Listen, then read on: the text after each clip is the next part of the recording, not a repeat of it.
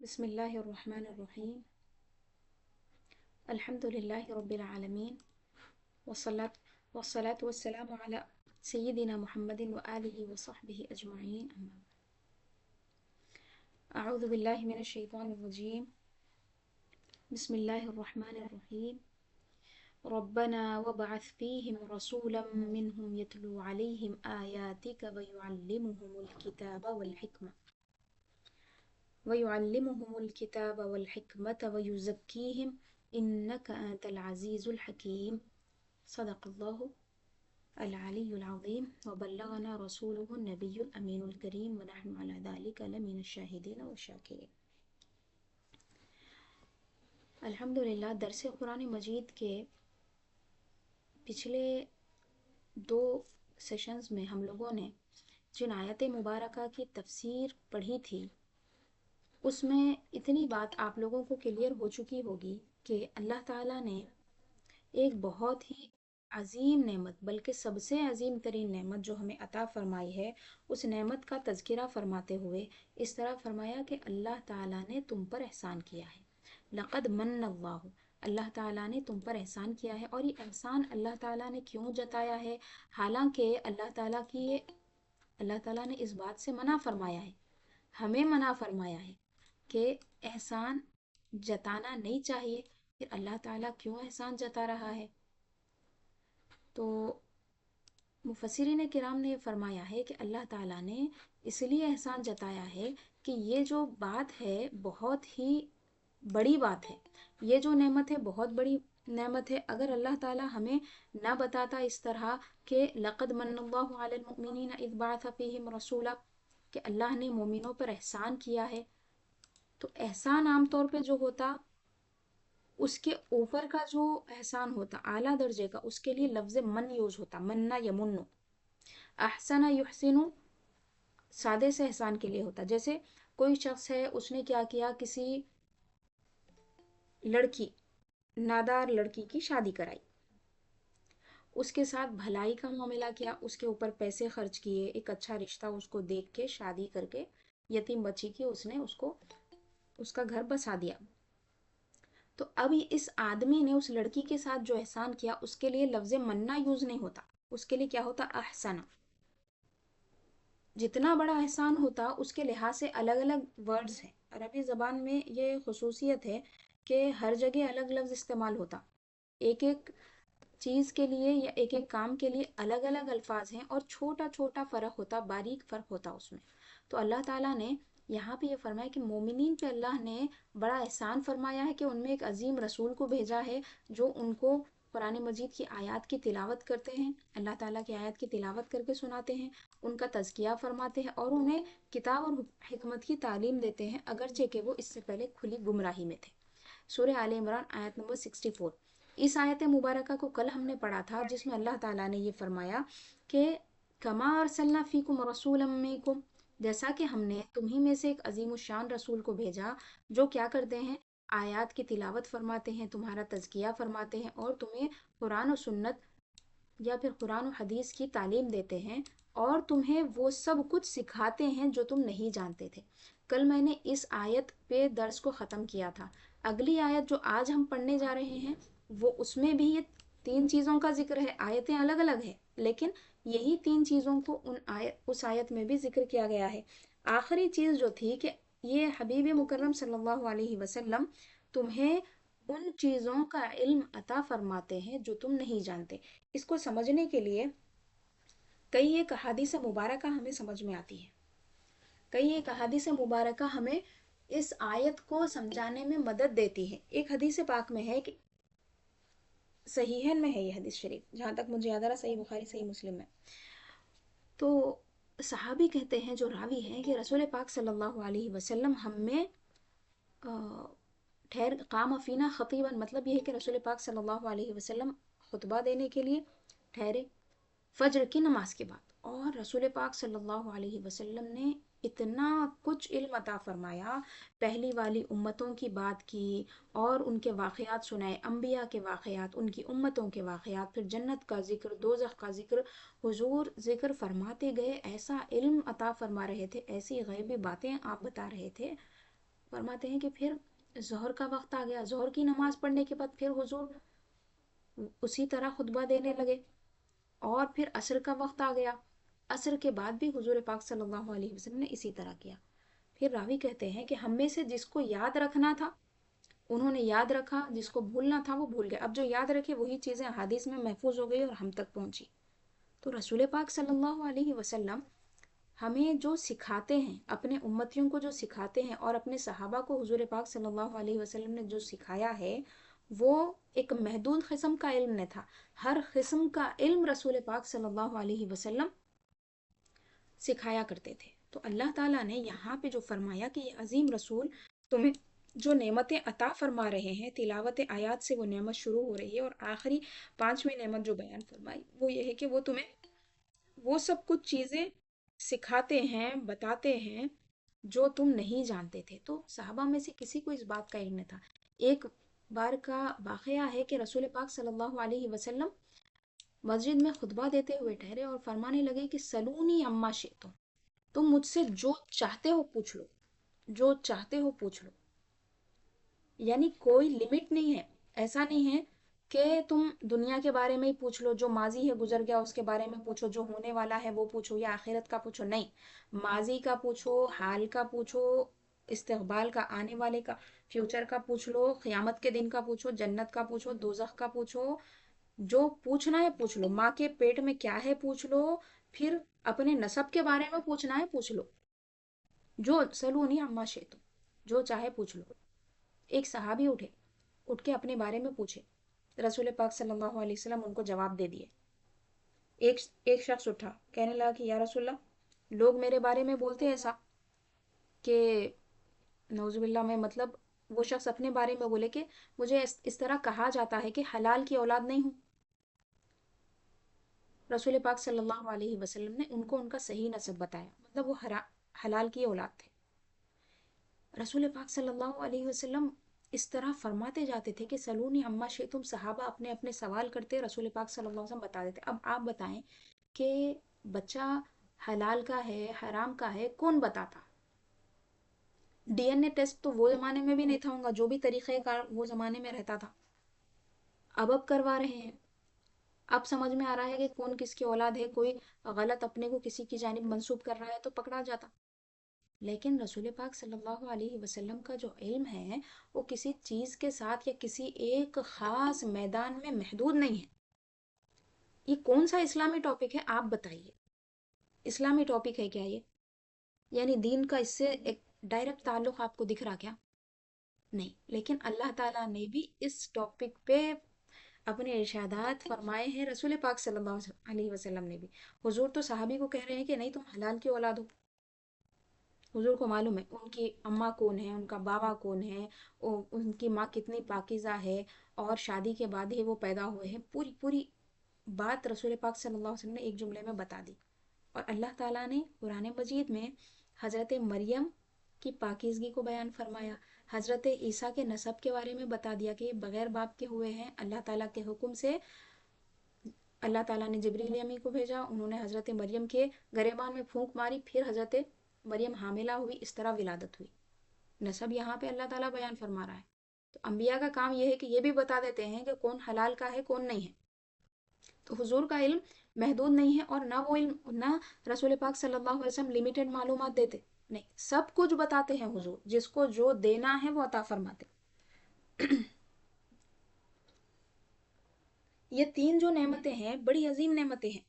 اب ان نعمتوں کا تذکرہ یہاں پہ جو ہو رہا ہے حضرت ابراہیم علیہ السلام کی زبانی، حضرت ابراہیم علیہ السلام کا تذکرہ یہاں پہ شروع ہوتا ہے۔ دیکھیے، وَإِذِ ابْتَلَىٰ إِبْرَاهِيمَ رَبُّهُ بِكَلِمَاتٍ، سورہ بقرہ کی آیت نمبر 124 سے پہلا پارہ ہے یہ۔ تو اس میں فرمایا کہ آپ اے محبوب صلی اللہ علیہ وسلم اس وقت کو یاد فرمائیں جب آپ کے رب نے حضرت ابراہیم کو آزمایا تھا چند کلمات کے ذریعے، فَأَتَمَّهُنَّ، تو انہوں نے اس کو پورا کر دیا، یعنی آزمائش پہ حضرت ابراہیم کھرے اترے۔ تو اللہ تعالیٰ نے ان سے کہا کہ میں تمہیں لوگوں کا امام بنانے والا ہوں، جَاعِلُكَ لِلنَّاسِ اماما۔ تو حضرت ابراہیم نے پوچھا کہ میری ذریت میں سے بھی اے مولا؟ تو فرمایا کہ ذریت میں سے تو ضرور ہوں گے، لیکن لا ینال عہد الظالمین، جو کافر و مشرک ہیں وہ اس میں سے نہیں ہوں گے۔ پھر اس کے بعد اللہ تعالیٰ نے کیا ذکر فرمایا، یہ پوری تفصیل میں کس لیے بیان کر رہی ہوں تاکہ یہ آیت جو میں نے پڑھی ہے 129 یہ آپ کو سمجھاؤں، 124 سے میں پڑھتی آ رہی ہوں۔ وَإِذْ جَعَلْنَا الْبَيْتَ مَثَابَةً لِلنَّاسِ وَأَمْنًا، اور جب ہم نے اس گھر کو یعنی کعبۃ اللہ شریف کو لوگوں کے لیے آنے کی جگہ، ٹھکانہ اور امن کی جگہ بنا دیا، اور حکم دیا کہ اے لوگوں، ابراہیم علیہ السلام کے ٹھہرنے کی جگہ یعنی مقام ابراہیم کو تم کیا کرو، سجدہ گاہ بنا لو، مصلی بنا لو۔ ابراہیم علیہ السلام کے جہاں پہ قدم پڑے تھے اس جگہ پہ اللہ تعالیٰ نے، اس جگہ کو اللہ تعالیٰ نے سجدہ گاہ بنا دیا، جو ابھی تک مقام ابراہیم موجود ہے۔ اس کے بعد فرمایا کہ ہم نے ابراہیم سے اور اسماعیل سے یہ عہد لیا تھا، یعنی ان کو یہ حکم دیا تھا، ان طہرا بیتی للطائفین، کہ وہ میرے گھر کو صاف کرے طواف کرنے والوں کے لیے، اور وہاں پہ رکنے والوں کے لیے، اعتکاف کرنے والوں کے لیے، اور رکوع اور سجدہ کرنے والوں کے لیے یعنی نمازیوں کے لیے۔ کعبۃ اللہ شریف کی صفائی کی بات ہو رہی، کعبۃ اللہ شریف کے بنانے کی بات ہو رہی۔ اس کے بعد اللہ تعالیٰ اب حضرت ابراہیم کی دعاؤں کو یاد فرما رہا ہے۔ رسول پاک صلی اللہ علیہ وسلم کو اللہ تعالیٰ جن جن طریقوں سے کلام فرماتا ہے اس میں ایک طریقہ یہ بھی ہے کہ رسول پاک صلی اللہ علیہ وسلم کو پہلے کے انبیاء کے جو واقعات ہیں، ان کی جو باتیں ہیں، ان کی امتوں کے جو واقعات ہیں اس کو یاد دلاتا ہے، اور فرماتا ہے وَإِذْ، اور وہ وقت جب ایسا ہوا تھا اے محبوب، وہ وقت یاد کرے، وہ وقت یاد فرمائیے۔ پھر کبھی فرماتا ہے الم ترا، اے محبوب صلی اللہ علیہ وسلم کیا آپ نے نہیں دیکھا؟ یہ دونوں بھی واقعات جو ہیں، دونوں بھی طریقہ کار جو ہے، الم ترا کہہ کے بات کرنا، کیا آپ نے نہیں دیکھا، آپ کو نہیں معلوم ہے، یا پھر وعید کر کے پرانی کوئی بات کو جو ماضی میں ہو چکی ہے، تاریخ کا حصہ بن چکی ہے، اس کو ذکر کرنا۔ یہ دو طریقہ کار ہیں، اور بھی طریقے ہیں۔ تو اللہ تعالیٰ فرما رہا ہے اے محبوب صلی اللہ علیہ وسلم یاد فرمائیں اس وقت کو، یعنی رسول پاک صلی اللہ علیہ وسلم بظاہر اس دنیا میں موجود نہیں ہیں، بظاہر لباس بشریت میں ابھی آپ تشریف نہیں لائے ہیں اس دنیا میں، جب کی بات چل رہی ہے۔ فرمایا کہ اے محبوب صلی اللہ علیہ وسلم آپ اس وقت کو یاد فرمائیے۔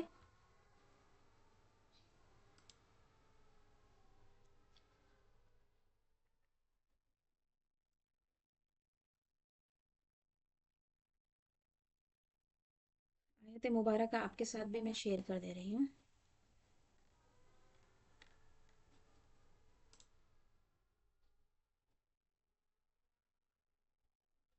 ہاں یہ آیت ہو گئی تھی، اس کے بعد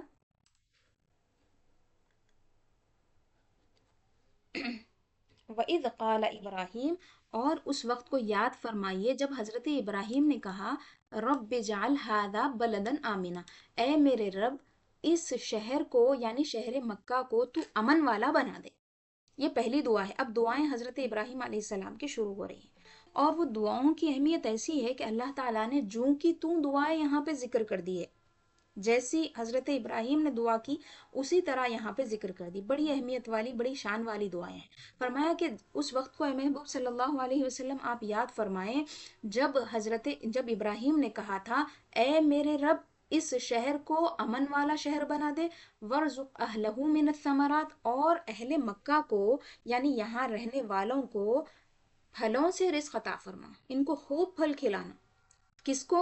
من آمن منہم باللہ والیوم الآخر، ان لوگوں کو جو اللہ پر اور آخرت کے دن پر ایمان رکھتے ہیں۔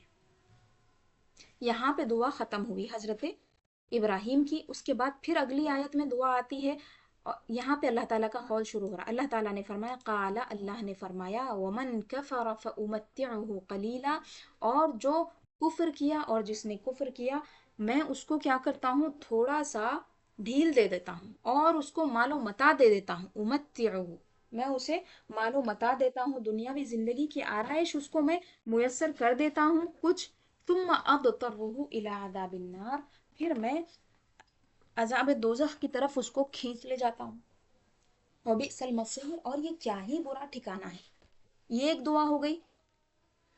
اس کے بعد حضرت ابراہیم علیہ السلام کی ایک اور دعا کو اللہ تعالیٰ ذکر فرما رہے ہیں، رسول پاک صلی اللہ علیہ وسلم کو یاد دلا رہے ہیں۔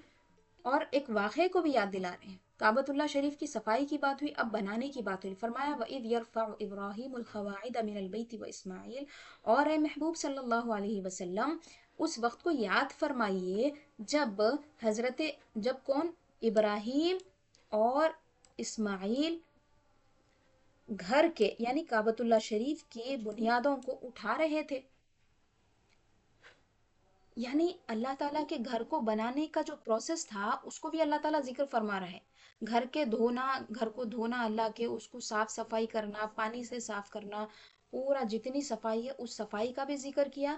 پھر مٹی ہے، اینٹ ہے اور سیمنٹ ہے، جو جو چیزوں کا گارے وغیرہ کا پانی کے ساتھ ان کو ملایا گیا اور پلرز اٹھائے گئے اور جن جن چیزوں کا استعمال بھی ہوا، پھر کعبۃ اللہ شریف کی تعمیر ہوئی، اس کا ذکر فرمائے کہ اے محبوب صلی اللہ علیہ وسلم اس وقت کو یاد فرمائے جب حضرت ابراہیم اور اسماعیل کیا کر رہے تھے؟ کعبۃ اللہ شریف کو بنا رہے تھے اور کیا کہہ رہے تھے؟ ربنا تقبل منا انک انت السمیع العلیم. اللہ کے گھر کی خدمت کیے اور دعا کرنے لگے کہ اے ہمارے رب تو ہم سے قبول فرما لے، اے ہمارے رب تو ہم سے قبول فرما لے، بے شک تو ہی سننے والا ہے اور جاننے والا ہے، ہر بات کو سننے والا ہے، چاہے وہ چھپی ہوئی ہو، چاہے وہ ظاہر ہو، چاہے وہ چھوٹی ہو یا بلند آواز ہو، ہر آواز کو سننے والا ہے اور جاننے والا ہے، ظاہر و باطن کو، اور غیب کو بھی جاننے والا ہے، ظاہر کو بھی جاننے والا ہے. ہر چیز تجھ پر کھلی ہوئی ہے، کوئی بھی چھپی ہوئی نہیں ہے. اس کے بعد اور ایک دعا فرمائی. 2 آیتوں میں 2 دعائیں ہوں گی. اب تیسری دعا دیکھیے، اس میں فرمانے لگے ربنا وجعلنا مسلمین لک ومن ذریتنا امتا مسلمتا لک وارنا مناسکنا وتب علینا انک انت التواب الرحیم. فرمانے لگے کہ اے ہمارے رب، ہم دونوں کو وجعلنا مسلمین لک، ہم دونوں کو تیرے آگے جھکنے والے اور اپنے آپ کو مکمل تیرے حوالے کرنے والے بنا دے، اہل اسلام میں قبول فرما لے، اور ہماری ذریت کو بھی امتم مسلمتا لک، ایسی امت بنا دے جو تجھ پر ایمان لائے، جو مسلمان ہو. اور ایک دعا کی وَأَرِنَا مَنَاسِكَنَا، اور ہمیں ہمارے مناسک تو سکھا دے. مناسک حج جو ہوتے اس کی بات کی جا رہی ہے. فرمایا کہ ہمیں تو مناسک بھی سکھا دے. گھر ہم بنا رہے ہیں، صاف کر رہے ہیں، اب گھر کے ساتھ کیا کیا کرنا ہے؟ طواف کرنا ہے اور دیگر جو ارکان ہے، فرمایا کہ ہمیں مناسک بھی بتا دے. وَتُبْ عَلَيْنَا، اور تو ہمیں معاف فرما دے، اِنَّكَ أَنْتَ التَّوَّابُ الرَّحِيمُ، بے شک تو ہی بہت توبہ قبول فرمانے والا ہے اور خوب رحم فرمانے والا ہے. اب ہماری جو آیت ہے یہ اگلی دعا میں آ رہی ہے جس کو ہم پڑھ رہے تھے، جس کے مضمون کو ہم گزشتہ 2 دن سے پڑھ رہے ہیں. اس کے بعد حضرت ابراہیم نے دعا کی ربنا وبعث فیہم رسولا منہم. سب دعائیں ہو گئی، سب نعمتوں کو مانگ لیے، توبہ کی بھی دعا کر لیے، استغفار کی بھی کر لیے، دعائیں قبول فرما بھی ہو گئی یہ بھی. پھر اہل مکہ کے لیے دعا ہو گئی کہ انہیں پھلوں سے تو رزق عطا فرما، تمام مومنین کے لیے دعا ہو گئی. اس کے بعد اپنی ذریت کے لیے دعا ہو گئی. اب ذریت میں سے اللہ تعالیٰ سے ایک خاص نعمت کو حضرت ابراہیم علیہ السلام مانگ رہے ہیں. ذریت کی دعا یہاں پہ کر لیے اس سے پہلی والی آیت میں، ہمیں اور ہماری ذریت کو اہل اسلام میں سے رکھنا اور ہمیں مناسک سکھانا. بڑے ادب کے ساتھ بات کی، اللہ کی بارگاہ میں بات رکھی اور مناجات بھی کی کہ اللہ تو توبہ قبول فرمانے والا ہے، توبہ قبول کر لے. کچھ آگے پیچھے ہو گیا، ویسے تو انبیاء ہیں، ان سے غلطی ہوتی نہیں، لیکن ان کی شان کے لحاظ سے ان کو بہت ساری چیزیں ایسی دکھتی ہیں کہ ہم اللہ تعالیٰ کی عبادت اس سے بہتر طریقے سے کر سکتے تھے. تو انبیاء کرام علیہ السلام اپنے جو گزشتہ احوال ہیں اور جو گزشتہ اوقات ہیں اس پہ اللہ تعالیٰ سے معافی مانگتے اور مغفرت کی دعا کرتے. اتنی بات ہو گئی، بڑے ادب سے دیکھیے دعا کرنے کا ڈھنگ کیسا ہوتا. ربنا کہہ کے بات شروع ہو رہی، پھر اللہ کی تعریف بھی ہو رہی، بے شک تو سننے والا ہے، جاننے والا ہے. پھر ایک دعا ہو رہی، دعا کے بعد کہہ رہے ہیں کہ بے شک تو توبہ قبول فرمانے والا ہے اور خوب رحم فرمانے والا ہے. اب سب سے اہم جو دعا ہے وہ دعا فرمانے لگے، کہنے لگے کہ اے اللہ ذریت میں تو اصلاح رکھ، ذریت میں مومنوں کو رکھ، یہ بات تو ہوگی، لیکن ذریت میں اور ایک انعام فرما دے. وہ انعام کیا ہے؟ کہنے لگے کہ ربنا وبعث فیہم رسولا، اے ہمارے رب ان میں ایک ایسے عظیم رسول کو تو مبعوث فرما یعنی بھیج دے، منہم جو انہی میں سے ہو۔ یہ رسول کیسے ہوں؟ یتلو علیہم آیاتکا، تیری ایک عظیم نعمت یہ ان کو دیں گے۔ کیا نعمت ہے؟ فرمایا کہ وہ ان پر تیری آیتوں کو پڑھ کر سنائیں گے، وَيُعَلِّمُهُمُ الْكِتَابَ وَالْحِکْمَةَ، اور ان کو کتاب کا اور حکمت کا درس دیں گے، کتاب اور حکمت کو سکھائیں گے، وَيُزَكِّيهِمْ، اور ان کا تزکیہ بھی فرمائیں گے، ان کی پاکی بھی فرمائیں گے۔ انک انت العزیز الحکیم، یہاں پہ دیکھیے پھر اللہ تعالیٰ کی دو صفتوں کے ذریعے دعائی دے رہے ہیں، یعنی اللہ تعالیٰ کے نام لے لے کے مناجات کر کے کس طرح سے دعا قبول کروائی جاتی ہے۔ انبیاء کرام علیہ السلام کی دعائیں جو قرآن مجید میں ہیں، اس سے ہمیں یہ سیکھنا ہے کہ منوان وہی دعائیں ہم کریں۔ ایک بات تو یہ ہو گئی، جیسے نبیوں نے دعا کی ہے اسی طرح ہمیں دعا کرنا ہے۔ دوسری بات، انبیاء اکرام علیہ السلام کی دعا کے طریقے بھی ہمیں سیکھنا چاہیے کہ اللہ تعالیٰ سے کس طرح ادب سے بات کی جاتی ہے، کس طرح مہذب انداز سے بات کی جاتی ہے، کس طرح اپنی دل کی بات اور خواہش کو الفاظ میں کے حسین پیرائے میں بنا کے اللہ کے سامنے کس طرح رکھا جاتا ہے، اللہ کی بارگاہ کے سامنے کس طرح سے اللہ تعالیٰ کے اوصاف بیان کیے جاتے ہیں، اے ہمارے رب، اے اللہ، اس طرح بہت ہی ادب سے، بہت ہی اچھے انداز سے۔ تو فرمانے لگے کہ اے اللہ ان میں ایک رسول کو بھیج دے جو انہی میں سے ہو، جو آیتوں کی تلاوت فرماتا ہے، تیری آیتوں کی ان پہ تلاوت فرماتا ہے، اور ان کو کتاب کا اور حکمت کا علم دیتا ہے، اور ان کا تزکیہ فرماتا ہے۔ انک انت العزیز الحکیم، بے شک تو ہی بہت ہی غلبے والا ہے اور حکمت والا ہے۔ اس آیت میں کچھ چیزیں ہمیں سمجھنے کی ہیں۔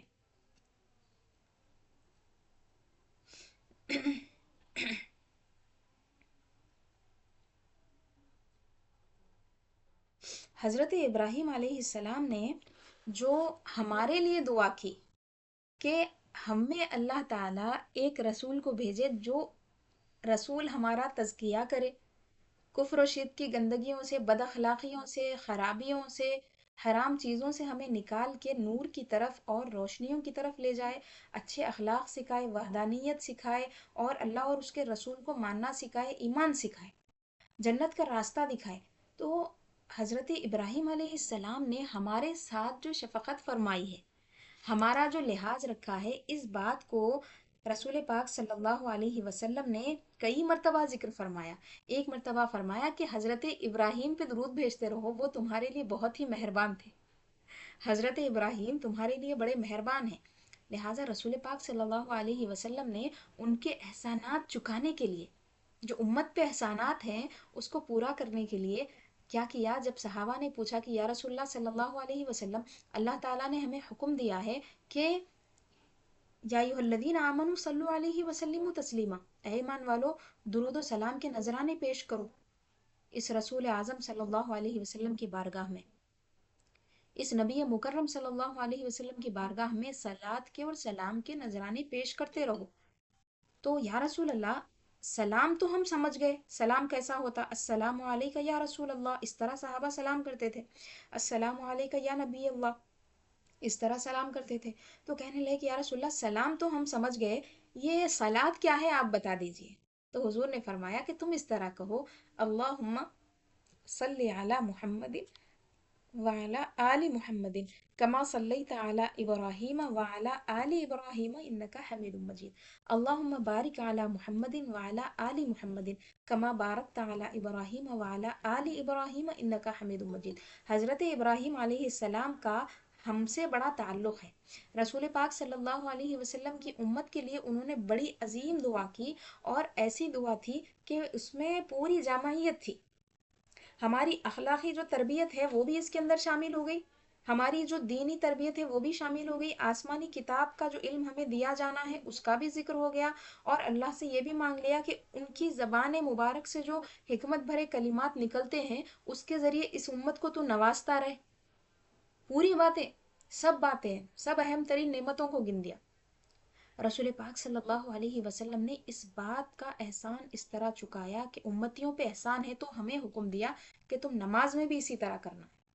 حضرت ابراہیم علیہ السلام پہ میرے ساتھ درود بھیجتے رہو، صلاۃ و سلام کے نذرانے پیش کرتے رہو۔ اور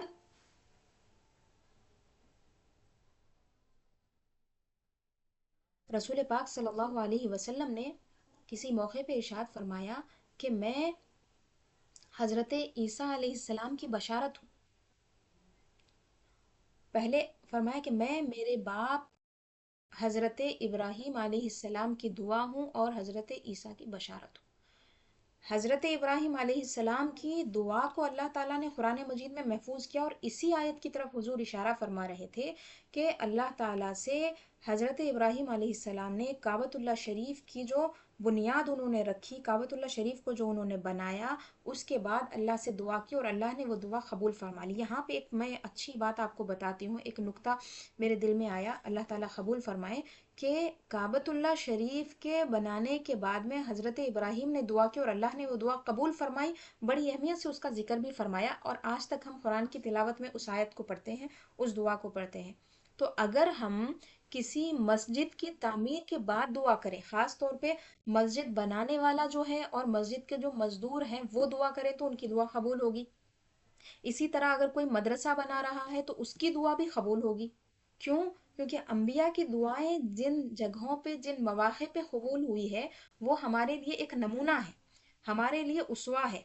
اور رسول پاک صلی اللہ علیہ وسلم کی سیرت کے بارے میں جس طرح اللہ تعالیٰ نے فرمایا کہ لَقَدْ كَانَ لَكُمْ فِي رَسُولِ اللَّهِ أُسْوَةٌ حَسَنَةٌ، کہ تمہارے لیے اللہ کے رسول صلی اللہ علیہ وسلم کی ذات میں بہت ہی خوبصورت نمونہ ہے۔ لمن کان یرجو اللہ والیوم الآخر وذکر اللہ کثیرا، سورہ احزاب آیت نمبر 21۔ فرمایا کہ اس کے لیے نمونہ ہے جو اللہ کی امید رکھتا ہے، یعنی اللہ سے ملاقات کی امید رکھتا ہے اور آخرت کے دن پر یقین رکھتا ہے اور کثرت سے اللہ کا ذکر کرتا ہے۔ یہاں پہ اس آیت میں رسول پاک صلی اللہ علیہ وسلم کی ذات کو اسوہ فرمایا گیا۔ اللہ تعالیٰ نے حضرت ابراہیم کے لیے بھی فرمایا قد كانت لكم اسوة حسنة في ابراہیم والذین معه، تحقیق کہ تمہارے لیے بہترین نمونہ ہے حضرت ابراہیم علیہ السلام کی ذات میں اور ان لوگوں میں جو ان کے ساتھ تھے، یعنی حضرت ابراہیم علیہ السلام کے صحابہ کا بھی ذکر کر دیا۔ تو یہ جو نبی ہے ہمارے لیے بہت خاص ہے۔ حضرت موسیٰ علیہ السلام کا تذکرہ معراج والی رات میں، شب معراج میں میں نے آپ کے سامنے کیا تھا کہ کس طرح ان کا ہم پہ احسان ہے کہ انہوں نے 50 نمازوں سے کم کرا کرا کے 5 نمازیں کروا دی، تو ان کا ایک خاص احسان ہے۔ حضرت عیسیٰ علیہ السلام کا احسان یہ ہے کہ وہ اپنی امت کو یاد دلاتے رہے، اپنی امت کے سامنے یہ بیان کرتے رہے کہ ایک رسول آنے والے ہیں جن کا نام احمد ہے، ان پہ بھی ایمان لانا، اگر ان کا زمانہ پالو، اگر ان سے مل لو، اگر ان کو دیکھ لو اور وہ مبعوث ہو چکے ہوں تو ان پہ ایمان لانا۔ تو یہ انبیاء جو ہیں ہمارے لیے، تمام انبیاء قابل احترام ہے، سب سے ہمیں محبت ہے، سب کی بارگاہوں میں ہم صلاۃ و سلام کے نذرانے پیش کرتے ہیں، تمام انبیاء پہ، تمام مرسلین پہ۔ خود اللہ تعالیٰ نے فرمایا وَالسَّلَامٌ عَلَى الْمُرْسَلِينَ، ہم اس طرح کرتے ہیں۔ لیکن خاص اوقات میں اور خاص وقتوں میں ان کے لیے دعا کرنا ہمارا ایک محبت کا بھی ایک تقاضا ہے اور ایک دینی فریضہ بھی ہے۔ تو حضرت ابراہیم علیہ السلام نے بھی ان کی علمی جو انبیاء اکرام علیہ السلام کی علمی جو استعداد ہوتی ہے، اللہ تعالیٰ ان کو جو صلاحیتیں عطا فرماتا ہے، عقلیں ان کی پختہ ہوتی ہیں، علمی اعتبار سے بہت وہ اعلیٰ رہتے ہیں، عرفہ رہتے ہیں، تو دعائیں وہ سب کے لیے کیے۔ اہل مکہ کے لیے دعا یہ کیے کہ سب کو اے مولا تو اچھا رزق دے، ان کو پھلوں سے تو مدد فرما، سب کے لیے دعا کر دیے۔ تو پھر حضور کی امت کے لیے بھی دعا اس میں شامل ہو گئی۔ اب مکہ میں جو بھی رہ رہا، ابراہیم علیہ السلام کی اولاد سے ہے یا پھر کسی اور کی بھی اولاد سے ہے، جو بھی ہے سب کو مل رہا، لیکن خاص دعا جو ہے، ایمانی دعا جو ہے، روحانی دعا جو ہے، اور ایسی نعمتوں کی دعا جو مرنے کے بعد بھی ہمارے ساتھ ہوتی ہے، وہ دعا خاص بچوں کے لیے کرنا چاہیے، اپنی اولادوں کے لیے، اپنی ذریت کے لیے ایسی دعائیں کرنا چاہیے۔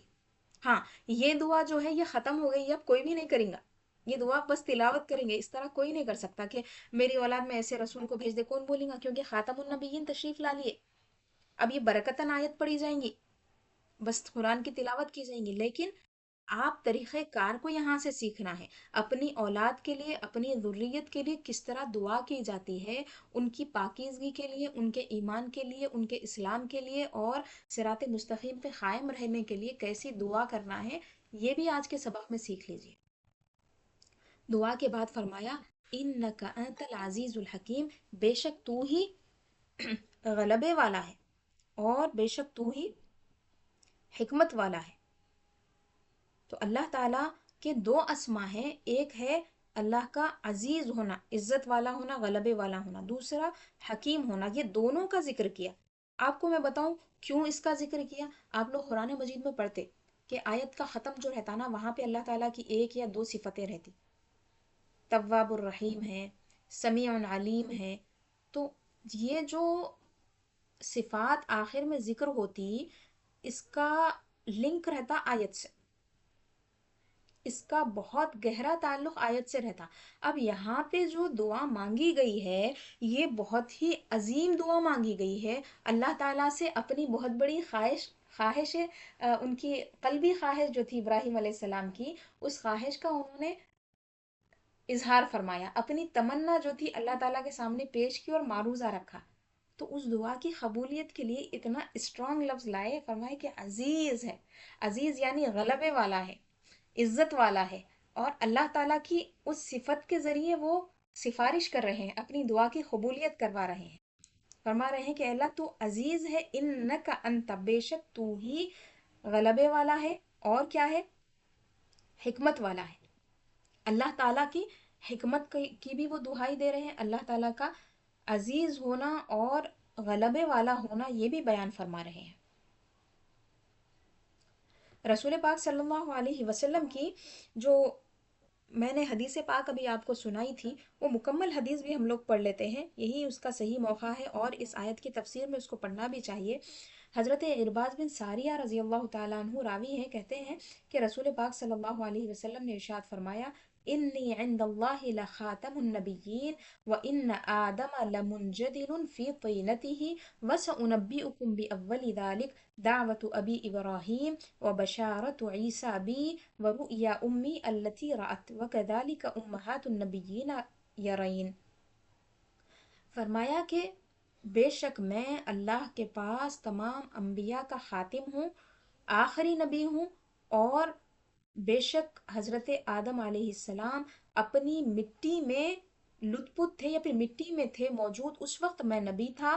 اس کے بعد فرمایا کہ میں وَسَأُنَبِّئُكُمْ بِأَوَّلِ ذَلِكَ، اس معاملے کی جو ابتدا ہے، اس کا جو ابتدا نہیں بولیں گے بلکہ اول ہونا اور ابتدا ہونا دونوں میں فرق ہے۔ ابتدا تو اسی وقت ہو گئی تھی جب اللہ نے حضور کے نور کو بنایا تھا، اور بہت ہزار ہا سال پرانی بات ہے، یہ تو بہت قدیم ہو گئی۔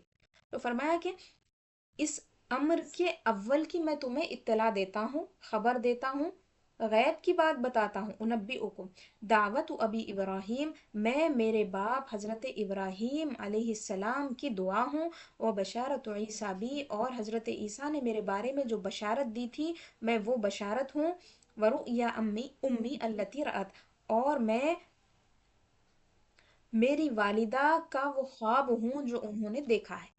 حضرت بی بی آمنہ علیہ السلام نے جو خواب دیکھا تھا، اس خواب کی طرف رسول پاک صلی اللہ علیہ وسلم نے اشارہ فرمایا کہ اس خواب کی میں تعبیر ہوں، اسی طرح انبیاء کرام علیہ السلام کی مائیں خواب دیکھا کرتی ہیں۔ وہ خواب یہ تھا کہ حضرت بی بی آمنہ نے دیکھا کہ آپ کے بطن مبارک سے ایک نور نکلا۔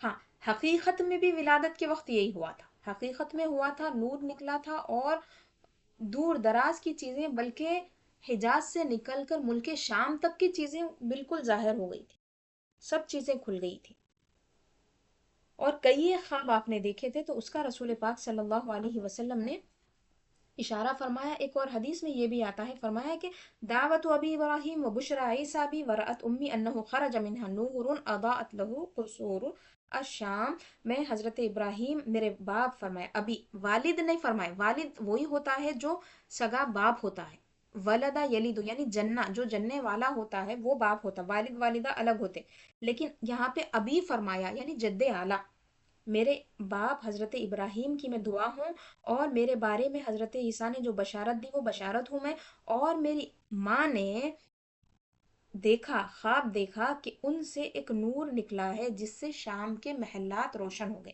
یعنی ملک شام کے محلات، یہاں سے مکہ مکرمہ میں بیٹھ کے حضرت بی بی آمینہ رضی اللہ تعالی عنہا نے وہ نور کو دیکھا۔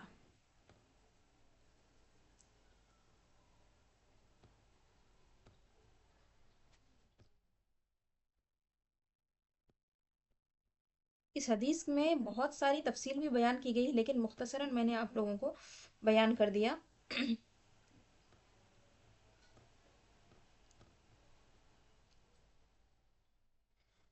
عزیز و حکیم کے بارے میں نے جو آپ کو بتایا، اس کے ساتھ یہ بھی چیز ایڈ کر لیجئے کہ عزیز اس کو کہتے ہیں الذی لا یعجزہ شیء۔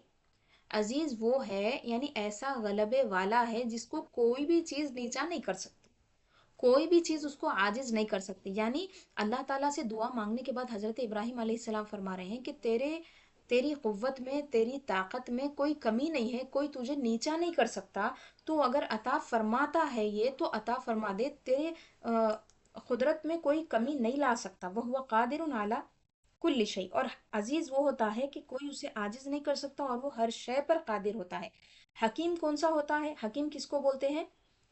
جو اپنے افعال میں اور اپنے اقوال میں بہت ہی مضبوط ہوتا ہے، اور چیزوں کو ان کی جگہوں پر رکھتا ہے۔ یضع الاشیاء فی محلها وحکمتہ وعدلہ۔ تو حکیم کس کو کہتے ہیں؟ جو ہر کام کو بہت ہی اتقان کے ساتھ، پرفیکشن کے ساتھ کرتا ہے، رتی بھر بھی چیز آگے پیچھے نہیں ہوتی، جیسا کہ اللہ تعالیٰ نے فرمایا کہ لقد خلقنا الانسان فی احسن تقویم، بے شک ہم نے انسان کو بہترین انداز میں بنایا ہے، بہترین سانچے میں ڈھال کر بنایا ہے۔ ایسا نہیں ہے کہ تھوڑے انسان دو پیروں سے پیدا ہو رہے ہیں، کسی کو ایک ہی پیر ہے، آدھے انسانوں کو ایک پیر ہے، کسی کو تین تین پیر ہو جا رہے ہیں، کوئی کتے کے جیسا انسان پیدا ہو جا رہا، کوئی بلی کے جیسا ہو رہا، نہیں۔ اللہ تعالیٰ نے طریقہ بنا دیا، انسان کی پیدائش ایسی ہونا ہے، وہی بنا رہا ہے انسان ویسا ہی ہے، دو ہاتھ والا ہے، پیر والا ہے، چہرہ ہے، وہی خوبصورتی، وہی انسانیت کے ساتھ، اسی کے ساتھ ہر انسان پیدا ہو رہا ہے۔ تو یہ جو پرفیکشن ہے، یہ جو اتقان اس کو بولتے، یہ کون کرتا ہے؟ حکیم کرتا ہے۔ حکیم کس کو بولتے ہیں؟ ہر کام بہت ہی عمدگی کے ساتھ اور بہتری کے ساتھ اور مکمل طریقے سے اس کی، مکمل بہترین طریقے سے اس کی تکمیل کی جاتی ہے۔ تو اللہ تعالیٰ کے دو نام یہاں پہ حضرت ابراہیم علیہ السلام نے ذکر فرمائے کہ اے مولا، بے شک تو ہی عزت والا ہے، غلبے والا ہے، اور تو ہی حکمت والا ہے۔ الحمدللہ، اس آیت مبارکہ کو اور اس مضمون کو ہم نے مکمل کیا۔ اب اسی سے متعلق اگلے دروس میں انشاءاللہ تعالی ہم اگلی آیات کو پڑھیں گے۔ والحمدللہ رب العالمین، وصلی اللہ تعالی علی سیدنا محمد وآلہ وصحبہ اجمعین، والحمدللہ رب العالمین۔